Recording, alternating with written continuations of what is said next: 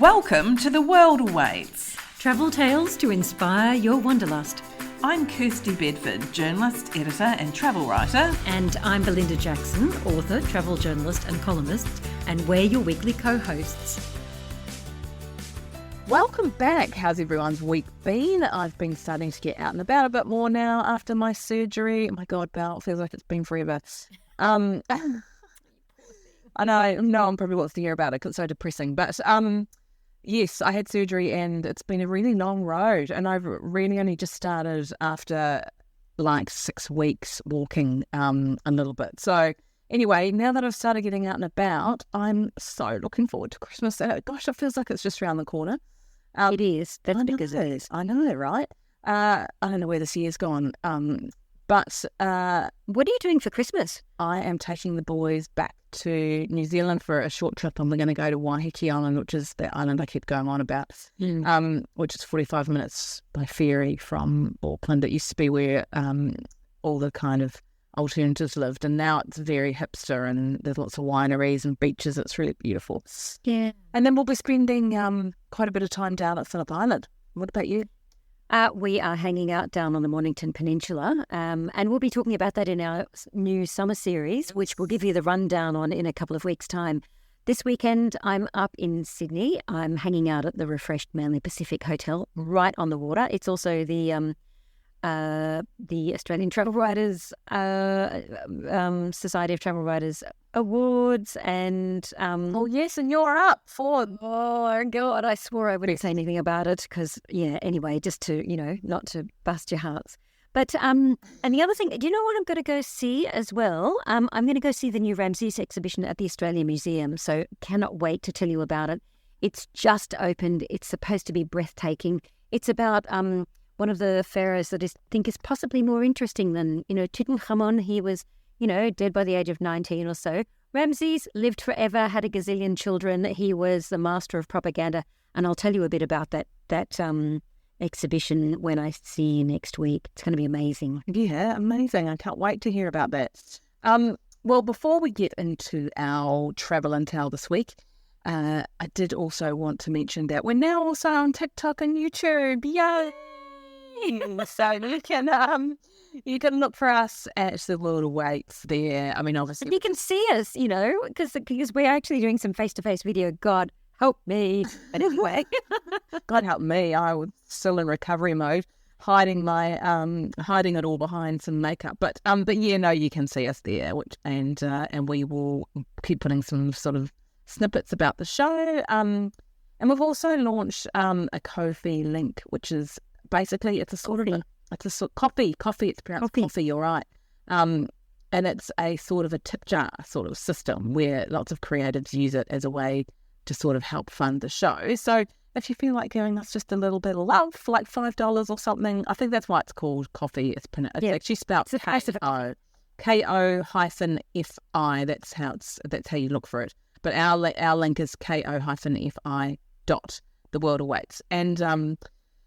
And yes, and it was actually recommended to us to do this by a fellow travel writer friend. Thank you very much, Danielle.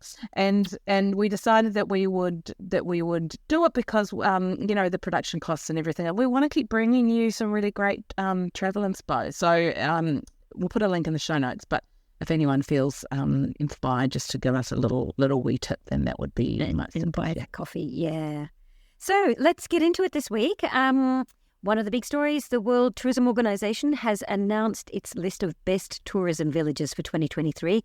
This accolade recognises villages that are leading in nurturing rural areas. It's about preserving landscapes, cultural diversity, local values and culinary traditions. And 54 villages were selected from nearly 260 applicants. And so the aim is to, have development and inclusion in rural areas to stop things like depopulation, young people moving away and never going back, and encouraging sustainable practices through tourism. Actually, that doesn't sound like a huge amount of applications worldwide, does it? But love a good village. I know, I do love a good village too. But look, these were some of the top ones, and they're not named or listed in any particular order, and we'll put the full list in the show notes. But 5 Japanese towns made the list, and I guess that's not really surprising given Japan's such a great place to travel to. And it meets, obviously, a lot of those criteria that you just mentioned, Belle. I mean, obviously food, culture, and nature and values. So you're going to have to excuse my Japanese pronunciation. Go on. This might end up being one for the bloopers. Right. But a few of those that were featured in Japan are Biya in Hokkaido, Hikabara in the Japanese Alps, and Okumatushima, which is on Miyota Island. And when you look that one up, oh my God, the turquoise waters of the beaches, it looks like something out of the French Polynesia. It really is quite a contrast to what you expect, and I've been to Japan and the places that I've been to. So obviously, varying parts of the country are vastly different from the rest. So yeah, stunning.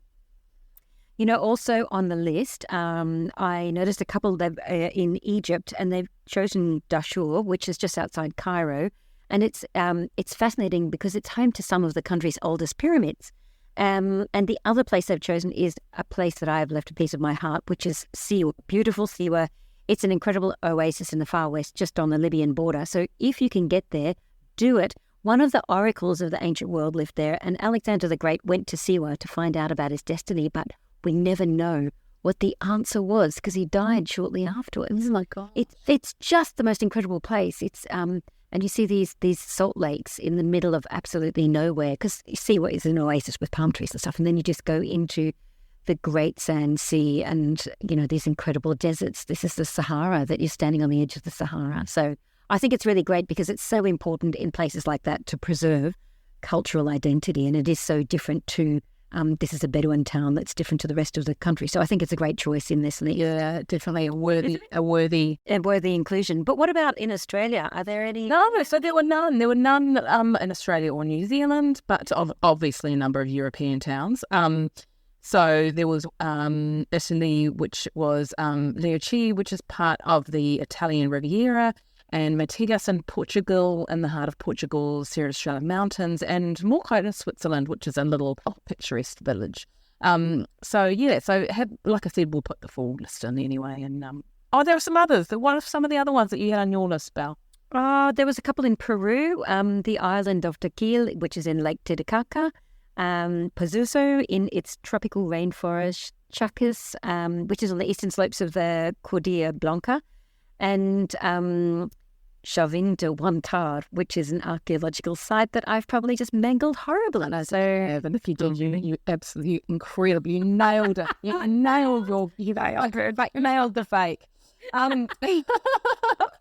Well, after just coming back from Norway fairly recently, I honestly don't understand why they didn't make the list, because they also meet all of those criteria. And oh my gosh, the little villages and towns that we went to were just remarkable. But anyway. I'm sure we've all got plenty to say about, and we're all thinking the same thing about other places in the world now. So take a look at the link, and you can always drop us a line and let us know what you think. We'd love to hear from you at hello@theworldawaits.au.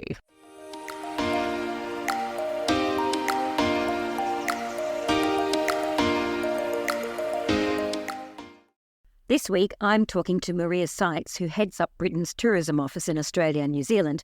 We bonded over our love of period drama, love a good ball gown, and we're talking about all the new movies and series that are filmed in the UK recently, which are about to open. So stay tuned if you love British drama and you love the idea of going to the places where they have been filmed. Maria, welcome to The World Awaits. It's so awesome to have you on the podcast. Thank you so much for having me, Belinda. We love talking Britain, so really excited to be part of it. Oh, I love Britain too. I've lived there for years. I'm in and out as much as I can. It's like some drug that I can't get a fix of enough.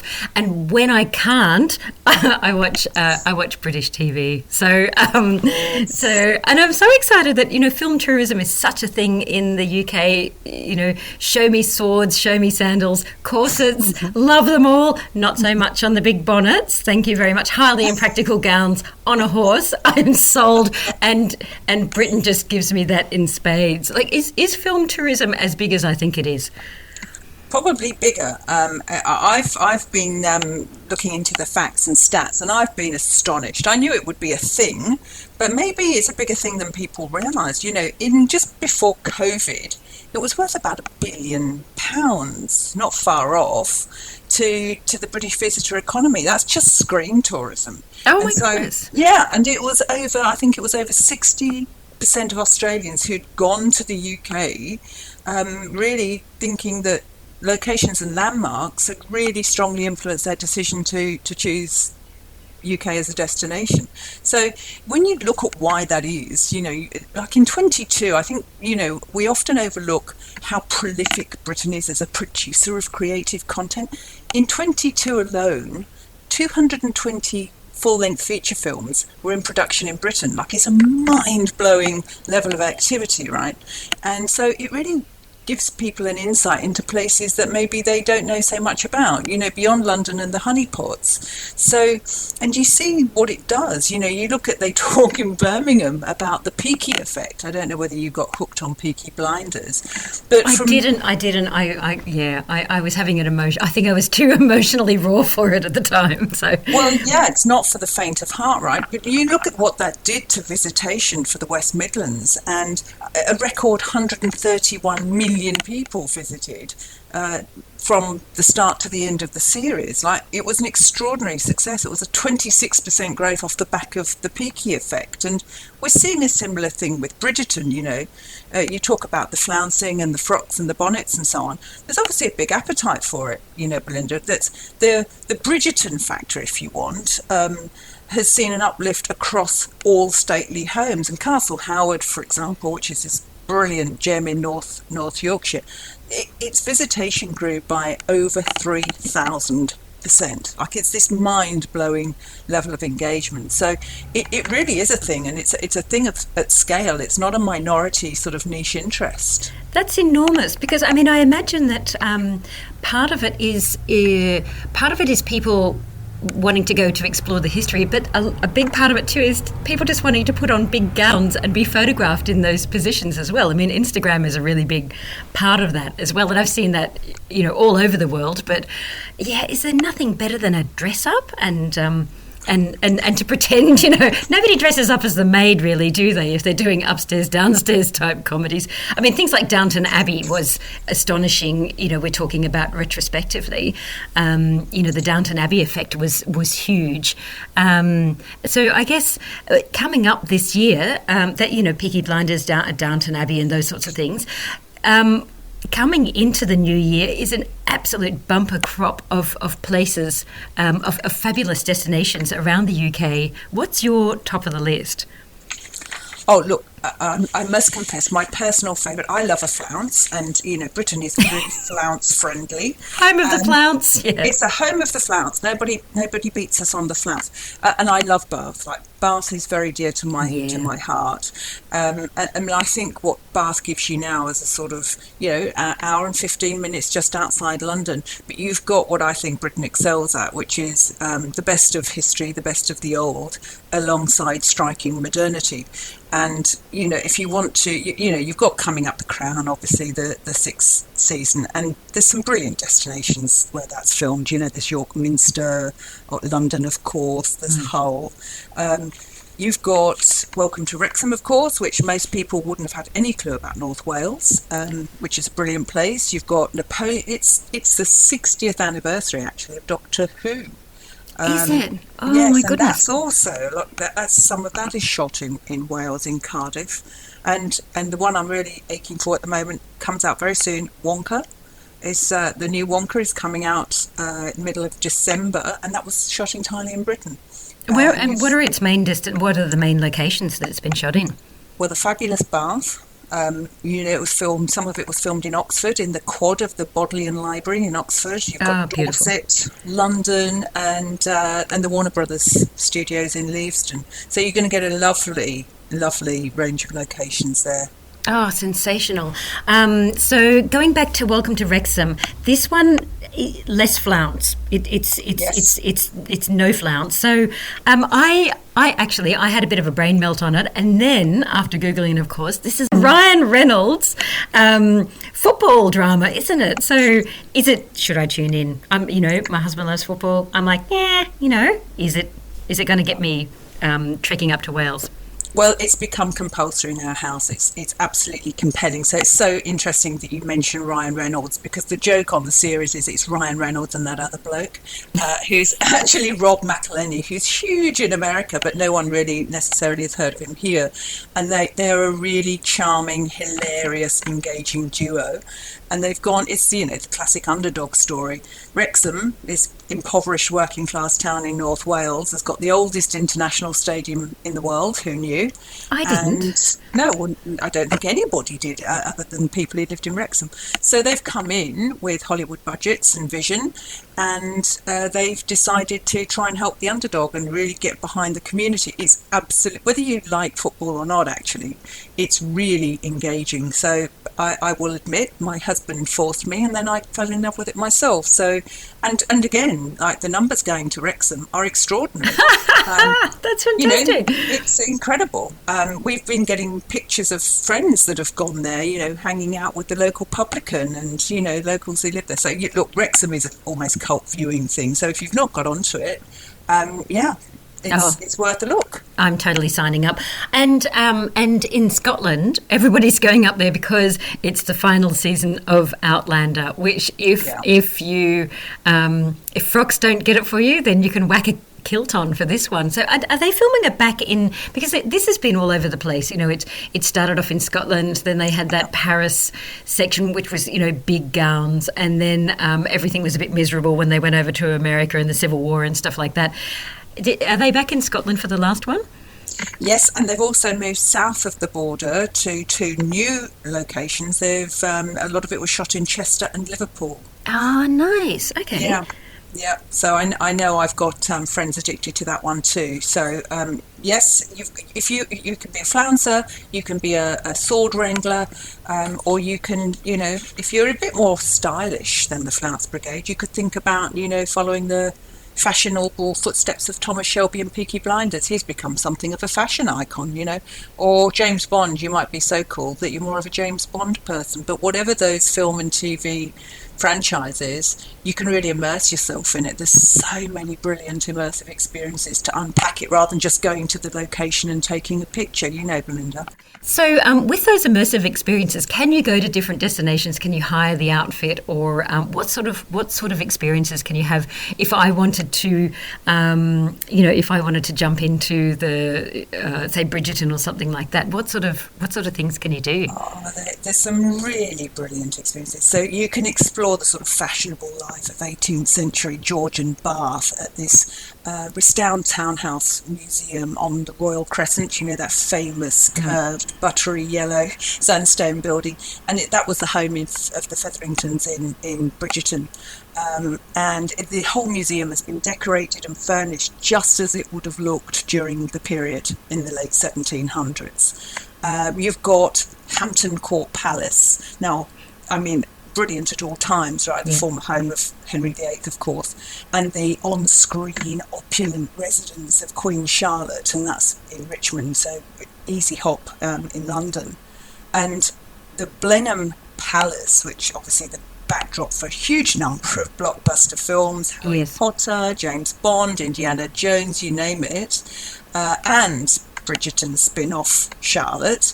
And you can do their lights, camera, action trail, which I haven't done, and it's on my bucket list because people rave about this. And afterwards, you can dine like a Bridgerton with a very beautiful afternoon tea in their orangery. In the orangery, yes. Yes. Oh, how gorgeous.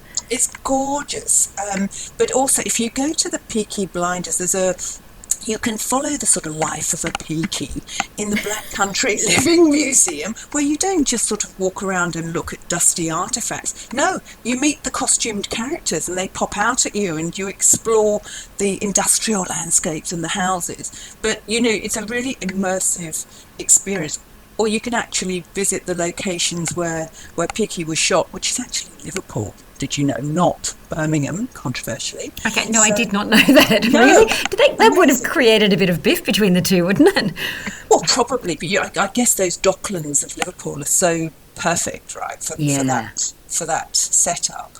But when we're talking about immersive experiences, James Bond is a brilliant thing to think about here, because you could take to Scotland's Cairngorms National Park, which is an absolutely unequivocally exhilarating place to look at. You remember the dramatic car chase through that region.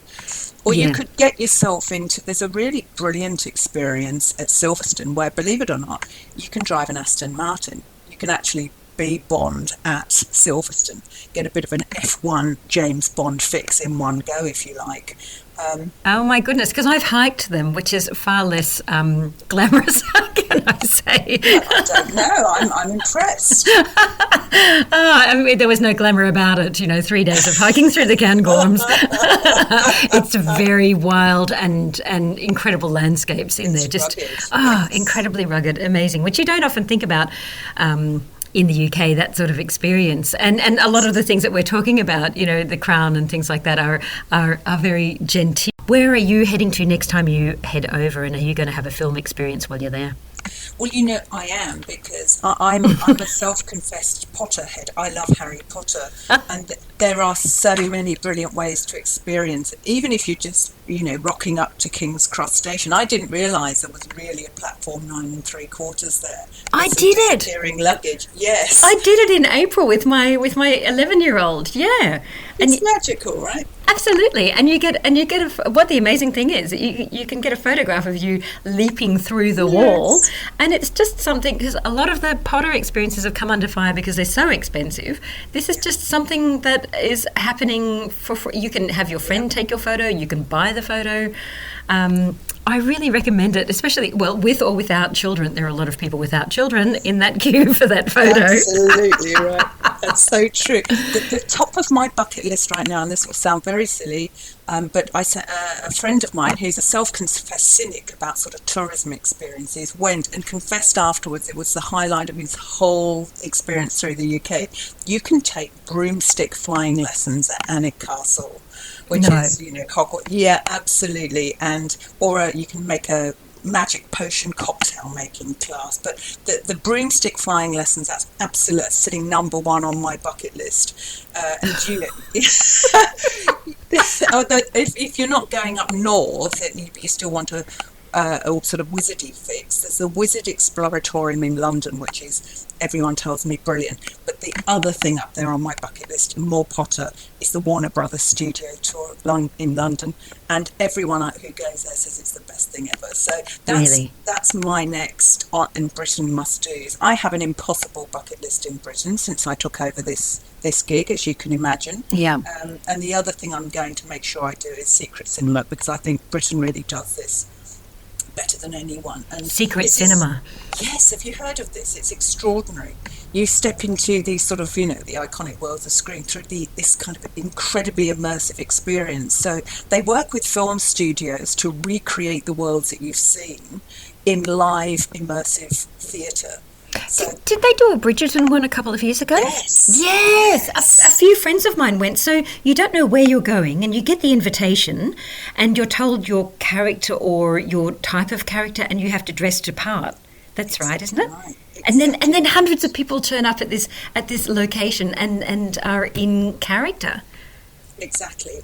And actors walk among you, and the whole thing plays out around you. Now, there's an equally mysterious thing on the way that I would love to catch, where this coming Christmas you can experience what they're calling the magic of Wishmas, which is this hour-long walk-through experience where you meet festive characters and explore these different magical rooms. So I would love to be there for that. Oh, that sounds sensational. So many. I mean, my bucket list is huge. I can't imagine what yours is like. It's just groaning. And the Secret Cinema has been on my list for years. You know, I think they started with Star Wars, and it was the bar scene in the first episode, and that was what you walked into. And I thought, it just sounds incredible. Maria, before you go, I'm going to ask you the question we ask all our guests, which is, what is your most bizarre travel experience?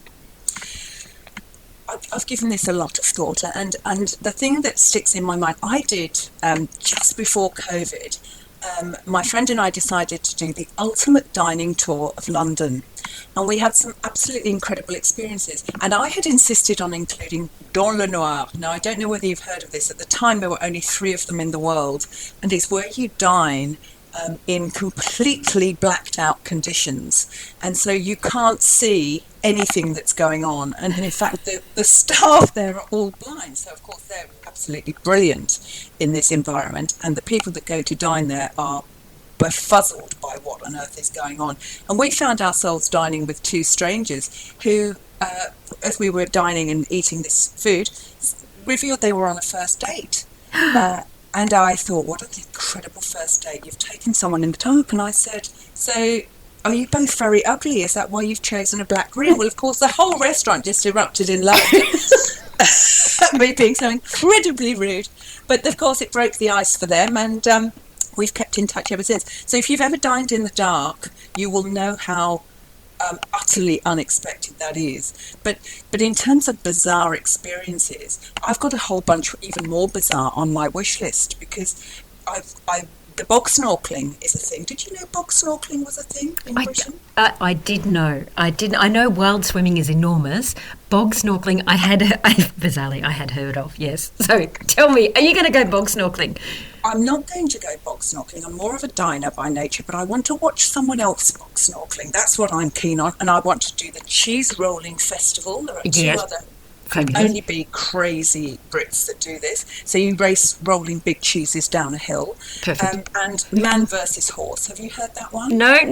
Tell me, man versus horse. Again, only the Brits could think this up, right? The man versus horse is basically where men decide to see if they can beat a horse in a race, which just seems like the ultimate folly, right?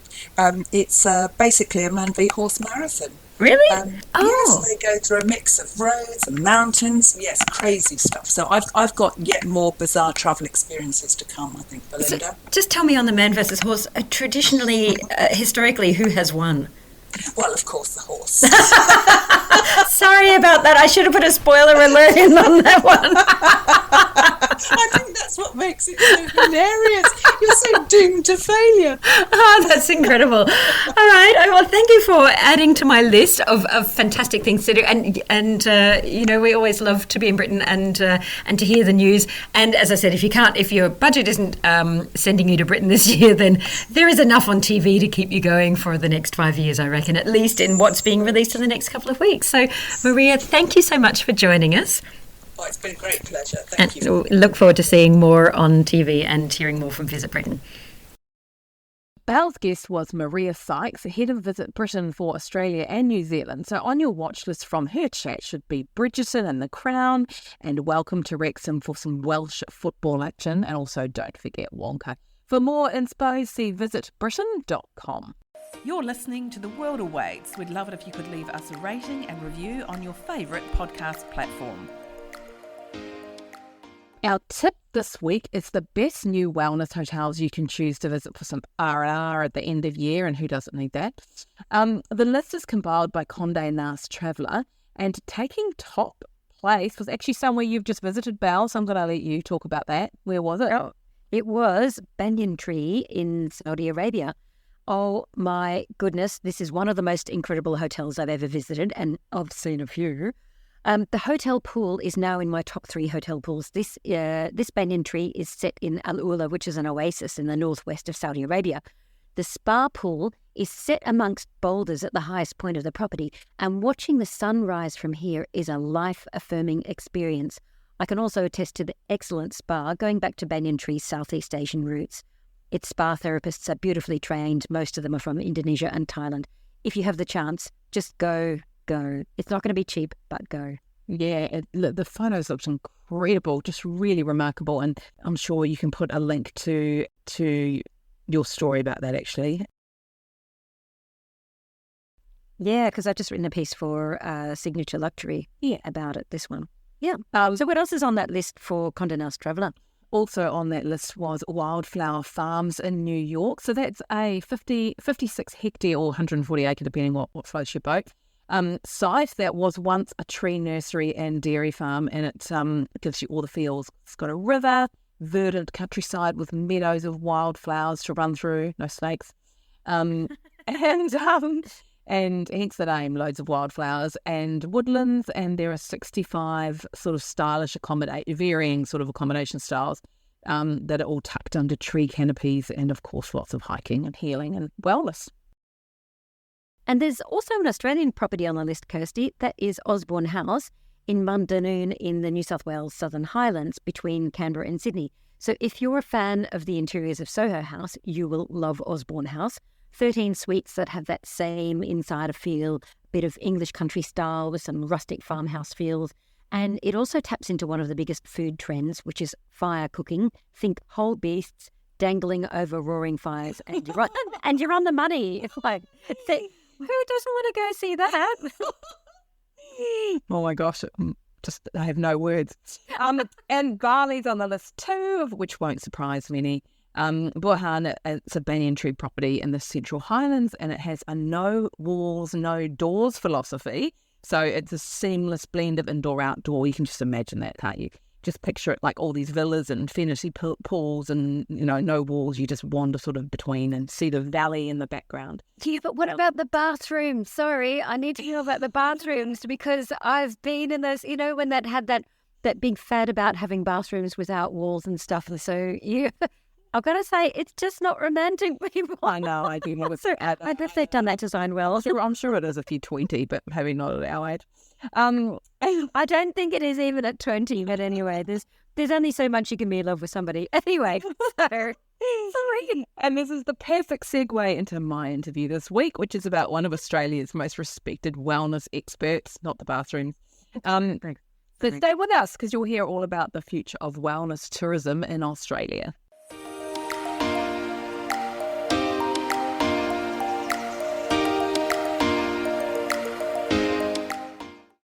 This week, I'm interviewing Lyndall Mitchell, author, accredited coach and founder of Aurora Spa Group and Spa products, about why wellness travel is in such demand, the types of people seeking it out, and what the future is going to hold. Welcome to the show, Lyndall. Thank you very much for having me. So great to have you with us. Let's start by tell us a bit about your background and how you got into wellness travel. Wellness travel. So I actually, where I ended up growing up in Currumbin Valley, determined the industry that I got into because Australia's first destination health retreat was 2 properties away from my family farm, being Eden Health Retreat. So at the age of 14, I was there doing work experience, and back when I was 18 to explore that world and to, really work in that space and see wellness in action in a destination retreat with all the wellness pioneers that were working there at the time. Amazing. And so you were working there at quite a young age, weren't you? And then you went back there and then eventually started your own business in St Kilda. So tell us a little bit about that. And I believe that was a bit of a shock to the system at the time. Yes, it was. Look, I worked at Eden for 5 years, and whilst I thought the benefits were incredible, what they got for the guest, I felt like there wasn't a point where the guests could continue on with what they've learned and have wellness in their life for the long term. So I decided that I would move to the stress capitals, either Melbourne or Sydney, which is where all our guests were coming from, and decided to move to Melbourne and create that urban retreat where the guests could continue on with what they'd learned at the retreat, but in a way that really integrated into their daily life. So it might be that they're coming into the spa environment once a month, but they're going to the destination retreat once a year. And yes, moving to St Kilda, starting a spa that had massage, in St Kilda was a definite shock to the system after living in such a cocooned world in Currumbin Valley all my life. And do you think that it's because obviously you were sort of pioneering, wellness travel at that stage, and people just weren't really aware of what the offering was? Absolutely. So people really thought that I was building bathtubs. That was what the feedback was, what is a spa? I mean, we were the first spa in Australia at the time in 97. And, there were plenty of spas in Europe and in America, but none here in Australia. So it was definitely a time where people were unsure, what do you offer? Is it a bath with bubbles, or what is a spa? And around that time as well, being doubled with being in St Kilda, which is known for a different type of massage to what we did. It was quite a steep learning curve for me around, what we were providing for our guests. And thankfully, we were able to educate guests around what a spa was and what a full service spa was that was therapeutic and had these results for our guests. And that grew over time for people understanding what a spa is as the market developed here in Australia. And then you've moved to Mornington Peninsula, haven't you? Because you've got now a lot more space and you've opened these beautiful European bathhouses. Tell us a bit about that and why you decided or thought that might work, because no one else is really doing what you're doing there as well, are they? No. Look, for me, in 26 years of having the spa in St Kilda, I felt like that was an education piece about what a spa is and how we integrate that into our life for long-term well-being. And then the opportunity came up to purpose build a facility. And for me, I'm inspired by the European model of bathing or the European therapy of bathing, where it's actually included in their healthcare system and they do it regularly as a part of, improving well-being. So I had the opportunity to purpose build a facility with a spa and a bathing facility. And so for me, we live in a cool climate, so having that indoor bathhouse with the magnesium, which is great for our muscles and helping our stressed muscles relax, was what I felt like the market was ready for. Yes, 26 years ago, there was a whole education piece around the spa, but now I feel like our job is to help everyone understand what a bathhouse is, because a lot of people now think, is it just one sauna? Is it just one pool? But what it is a fully immersive 90-minute, tranquil indoor oasis that you're journeying through these hydro massage, thermal pools, and these contrast therapy experiences, both in water and without water, with essential oils infused. So after your 90 minutes, you can either call it the warm-up to the workout, which is the warm-up to the massage, or in itself, it's a therapy. And why do you think, because, wellness travel is just growing so much and people are obviously travelling and coming to, to you at Aurora from all over the country and probably the world. Why do you think that is? Look, for us, we're only an hour and 20 or an hour 15 from Melbourne CBD. So, you don't have to get on a plane if you're coming from Melbourne, and, you can come down here. And what I say to our guests is, if you give us 1 day of your time, we give you 3 days in return, in the feeling that you will have and the amount of restoration you'll feel as well. And, similarly, when we run our residential retreat, where it's a 3-day retreat, you give us 3 days, we give you 7 back in return, because that complete time is focused on your well-being. You don't make a decision from the moment you get here, and everything has been taken care of. So I think wellness travel is people going away because people are feeling, exhausted. Yes, there's heaps of benefits and advantages to working from home and to being flexible with technology. But what we do see a lot of is people burning out and people just working so hard that there's no switch off. So going away, people are looking for what we see. Guests are looking for a solution for exhaustion, a solution for stress, a solution for how they can live their ambitious, successful life they want to lead but not burn out. So we're feeling like people are really valuing their health and their wellness. I mean, when I started 26 years ago, wellness was really kept very much under the radar. We didn't really talk about it because it was seen as a bit woo-woo and a bit left of field. Now there's enough research behind it and evidence behind it that people actually can see the benefit of it, and they're seeking it out and they're happy to pay for it, and they understand the benefit of taking that 1 day out of their schedule and going back fully recharged and focused and making better decisions and being a better leader for whether it's work or at home. And you've written a number of books about wellness travel. Tell us how do you think the industry will evolve, and sort of what does the future of wellness look like? I think it will just be something that is available everywhere we go. I mean, I see now my Aurora clients seeking out hotels that have wellness options. It might be a wellness menu or wellness facilities. These sorts of additional things that were just, yes, the hotel has a gym. People are seeking out at what level is this property they're going to, make their investment of time to and money. Is it going to be able to satisfy what they need in order to travel well and to improve their health and well-being? So it's a massive industry, and globally you see it only growing more and more. And I think there's some really incredible therapies and medical science around the types of immersive retreats. You look at some of the ones in Switzerland and the European retreats and the type of medical services and wellness services that they have, and they're incredibly advanced. And so what sort of changes are you seeing in sort of maybe the demographics or geographics of the types of people that are seeking wellness out? We're definitely seeing more males as well. I mean, I think females traditionally in retreats and, spas was always the higher percentage, but we are definitely seeing more males that are really taking more care and putting more value to their health as well.